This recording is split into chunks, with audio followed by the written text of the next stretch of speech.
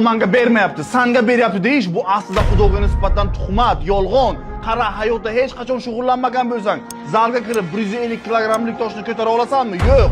Hech qachon ingliz tilini o'rganmagan bo'lsang, faqat uyda yotgan bo'lsang, o'zingdan o'zing ingliz tilida gapirib bilasanmi? Yo'q. Hayotingda mashina haydamagan bo'lsang, o'zingdan o'zing mashina haydab ketib bilasanmi? Yo'q. Ya'ni birinchi sabab qilinadi, natija esa Allohga qo'yiladi. Qara, otangni oldiga borsang, yosh bo'lasan, mashina haydab bilmaysan, dada menga mashinangni ber, hayday desang, u yo'q deydi.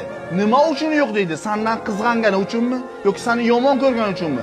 Yo'q, u seni xavfsizliging uchun, u biladi bu narsani boshqara olmasligingni, o'sha uchun bermaydi. Aslida agar bu narsani boshqarib bilsang, otang senga mashina tugul hayotini berib yuboradi. Endi tasavvur qil, Alloh ham xuddi shunday, u birinchi loyiq bo'lishingni, shu narsalarga tayyor bo'lishingni xohlaydi. Senchi nima qilyapsan? Vaqtida Musoga Xudo buyurdi, qavmingni ol, Quddusga kir. Sababini qil, men senga fathni beraman, men senga natijani beraman. O'sha Quddus seniki bo'ladi dedi. Lekin qavmi nima dedi? Bor, Xudo bilan o'zing urush dedi. Sen ham xuddi shunday qilmayapsanmi? Xudoni yaratuvchi emas, xizmatkoring deb bilmayapsanmi?